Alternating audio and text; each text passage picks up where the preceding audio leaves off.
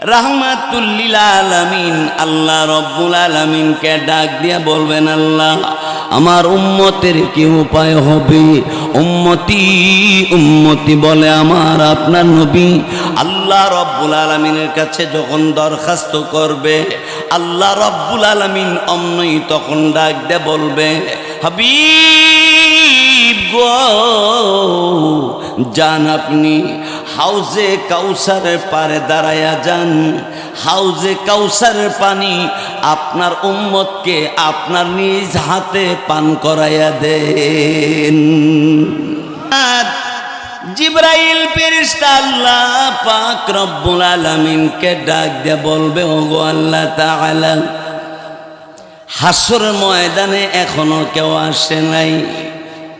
কি গো রব্বুল আলামিন, আপনার হাবিব উম্মত কোথায় আছে আমার কাছে জানতে চায়। আল্লাহ গো, আপনার নবীকে আমি কি বলবো? আল্লাহ রব্বুল আলামিন ডাক দিয়ে বলবেন, এরে জিবরাইল, আমার বন্ধু আমার নবী উম্মত তালাশ করে আমার নবীর উম্মতের জন্য আমি আল্লাহ রব্বুল আলামিন জান্নাতের ব্যবস্থা করে রাখছি। হাসর ময়দানে আরশে আজিমের নিচে আমার নবীর উম্মত থাকবে।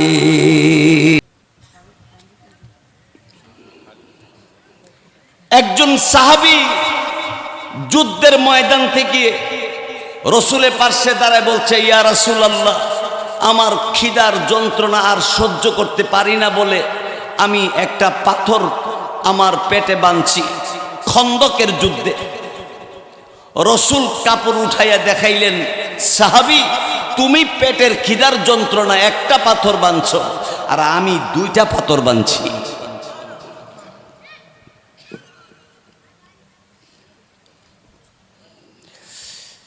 আমার ভাইরা বন্ধুরা আমার, তারপরে শুনে আমার আপনার নবী রাহমাতুল লিল আলামিন আল্লাহ রব্বুল আলামিনকে ডাক দিয়া বলবেন, আল্লাহ আমার উম্মতের কি উপায় হবে? উম্মতি উম্মতি বলে আমার আপনার নবী আল্লাহ রব্বুল আলামিনের কাছে যখন দরখাস্ত করবে, আল্লাহ রব্বুল আলামিন অমনই তখন ডাক দিয়ে বলবে, হাবিব গো যান, আপনি হাউজে কাউসারের পারে দাঁড়ায়া যান। হাউজে কাউসারের পানি আপনার উম্মতকে আপনার নিজ হাতে পান করাইয়া দেন। হাবিব আপনার হাতেই আপনি এক গ্লাস পানি পান করাইয়া দেন। হাউজে কাউসারের পারে কি পরিমাণ গ্লাস আছে? আম্মাজান আয়েশা সিদ্দিকা রাদিয়াল্লাহু তাআলা আনহা জিজ্ঞাসা করলেন, ওগো নবীজি, আপনার কোটি কোটি উম্মত হাউজে কাউসার পানি খাইতে গেলে এত গ্লাস পাইবেন কই? রসুল বললেন, আয়েশা, আকাশে যত তারা হাউজে কাউসারে পারে গ্লাস আছে অত, গ্লাসের অভাব নাই। এই জন্য দলমত নির্বিশেষে আমি সবার কাছে উদাত্ত আহ্বান করব, অনুরোধ করব, আমাদের ঈমান যেন কেউ নষ্ট করতে না পারে। আমাদের নবীর তরিকা থেকে যেন আমাদেরকে দূরে সরাইতে না পারে। এই দেশ মুসলমানের দেশ। জোরে বলেন, কার দেশ? এই দেশে হিন্দুরা জামাই আদরে বসবাস করে, বাঙালি কোনোদিন তাদের কোনো অনুষ্ঠানে বাধা প্রদান করে না। কিন্তু আমাদের কাছে খবর আছে, আমরা বক্তা মানুষ, ভারতে আমাদের জাতিবাই মুসলমানদের উপরে নির্যাতন নিপীড়ন করা হয়।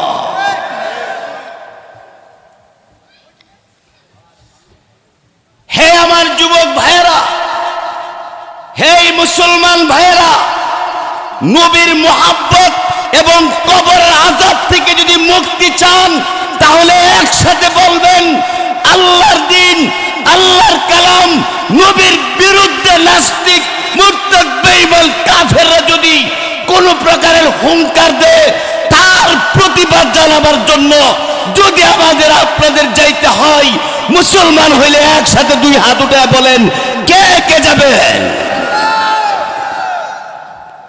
মাশাআল্লাহ বলেন, আলহামদুলিল্লাহ বলেন। আমার ভাইয়েরা, বন্ধুরা আমার, আল্লাহ পাক রব্বুল আলামিন পরকালে দুইটা জায়গা বানাইছে, একটার নাম জান্নাত আর একটার নাম জাহান্নাম। আমি আলোচনা করব আজকে জান্নাত এবং জাহান্নামের উপরে। জান্নাতের ভিতরে কোটি কোটি বিল্ডিং আছে। ছোট বিল্ডিংটা হইল 100 তলা। ছোট বিল্ডিংটা কয়শো তলা?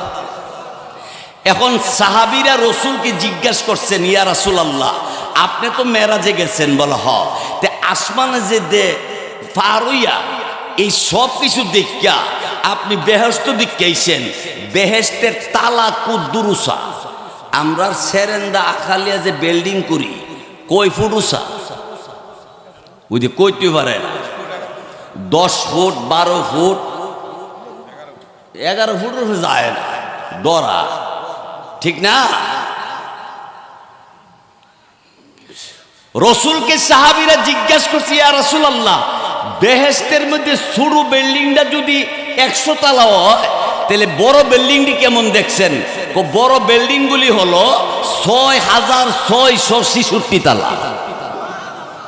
কয় হাজার, কয়শো, কয় তলা? এই ধরনের বিল্ডিং আমরা বাংলাদেশে কয়টা আছে? পৃথিবীর কয়টা আছে? আছে? নাই। এখন আইন তালা, 1 তালা থেকে 2 তালা। সাহাবীরা জিগাইল, হুজুর 1 তালা থেকে 2 তালার উঁচা কতটুকু? রসুল বললেন, জমিন থেকে প্রথম আসমানটা যদ্দুর উঁচা, এক একটা তালা হলো অতটুকু উঁচা। এখন প্রশ্ন করতে পারেন, এত উঁচা হইলে নামুম কেমনে, উঠুম কেমনে? লিফট আসিনি জানি, ঠিক না? জমিন থেকে আসমান যদ্দুর উঁচা, বেহেশতের এক এক তালা হলো অতটুকু উঁচা। এইরকম বিল্ডিং শুরুটা হইব 100 তালা। সুবহানাল্লাহ, জোরে কর।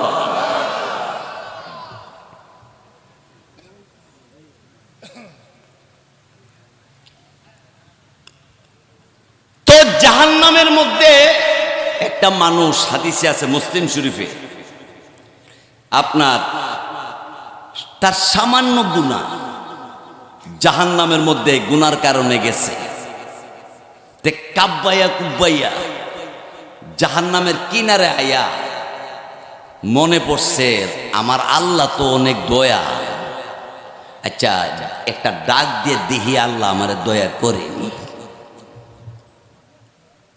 ডাক দিছে আল্লাহরে, আল্লাহ, আল্লাহ। কে? আমি। কেরে ডাকতেছ? আল্লাহ, জাহান্নামের কিনারে মাত্র আমার জায়গা হইছে, আমার গুনাহ কম, এই তাপমাত্রাই আমি সইতে পারতেছি না, নিচে যারা গেছে এরার যে কি অবস্থা। আল্লাহ গো, আপনার কাছে একটা দাবি, আপনি আপনার গাফফার নামের খাতিরে আমার মাফ করে দেন না, একটু দয়া করেন না। আল্লাহ কম মাফ করলাম, কিন্তু কোনো দাবি আসেনি। একটা দাবি। কয়টা? কি দাবি? ও জাহান্নাম থেকে উঠাইয়া জাহান্নামের পারের মধ্যে আমার বসাইয়া দিতেন।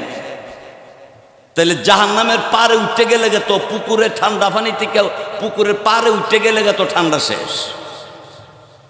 আল্লাহ কয় একটা দাবি তো বলা হয় একটা। ওই আল্লাহ ফেরেশতারা বলবে, আমার বান্দাটারে জাহান্নাম থেকে উঠাইয়া জাহান্নামের পারের উপর বসাইয়া দেয়। এবার জাহান্নামের পারে বসবে, বইসে ওই সামনের দিকে তাকায় দেখবে একটা গাছ, গাছটার বডিটা হবে স্বর্ণের আর ডালগুলি হবে রূপার। গাছটা কত বড় আর কদ্দুর মুড়া, এটা সৌমিল যারা সালা এরা হিসাব করে কালকে আমার জানাইয়েন, আমি অনেক হিসাব দিতে পারতাম না। মুড়াটা কদ্দুর শুনে, আর ডালগুলি কত বড়। রসুল বলেন একটা তেজি গুড়া, তেজি গুড়া বলতে 1,86,000 মাইল গতিতে, কত 1,86,000 মাইল গতিতে হুন্ডার চলে, বিমান চলে, হেলিকপ্টার চলে। রসুল বলেন 1,86,000 মাইল গতিতে লাগাতার গাছের গুড়া থেকে যদি উত্তর দিকে বা দক্ষিণ দিকে কোনো এক দিকে দৌড়াইতে থাকে, 500 বছর দৌড়ায় যাওয়ার পরেও এই গাছের ছায়া শেষ হবে না। এই গাছটা মনে উট্টুক মুড়ো হইব, ডালগুলি সামান্য সামান্য। এখন বলেন এই গাছ দেখিয়া হ্যাঁ দাবি না কইরা, হ্যাঁ এত সুন্দর গাছ আল্লাহ বানাইছি, যদি গাছটার কাছে যাইতাম, যদি যাইতাম, দেখি আল্লাহর আর একটা ডাক দিয়ে ওইলাই সুবহানাল্লাহ, দিছে আল্লাহর ডাক। আল্লাহ আল্লাহ, কিরে আবার ডাকতেছ? আল্লাহ কি বলমু, আর একটা দাবি। ভালো করে বুঝালো এরপর কোন দাবি আসেনি? না এরপর আর কেমনে, ইডুই শেষ দাবি। কি আমার এই গাছটার কাছে যদি বসাইয়া দিতেন তাহলে আমার আর কোনো আফসোসও নাই, দাবিও নাই। ফেরেশতারা আল্লাহ বলবে গাছের কাছে তারে বসাও। গাছটার কাছে বসার পরে কানের মধ্যে আওয়াজ আইব, আওয়াজ, বাজনার আওয়াজ, বাজনার আওয়াজ, বাঁশির আওয়াজ। লতিফ সরকার, মমতাজ আর জানে কি তা আরো যারা গান গা বাজনা দিয়া, এই বাজনা না বাইসা, এই বাঁশি না, এই বাঁশি আর বাজনার কথা কইতাম গেলে 1 ঘন্টা সময় দরকার। আমার পরে আবার আরেকজন বয়ান করব বলে আপনারা বই লইছেন আমার জন্য, আমি বুঝছি।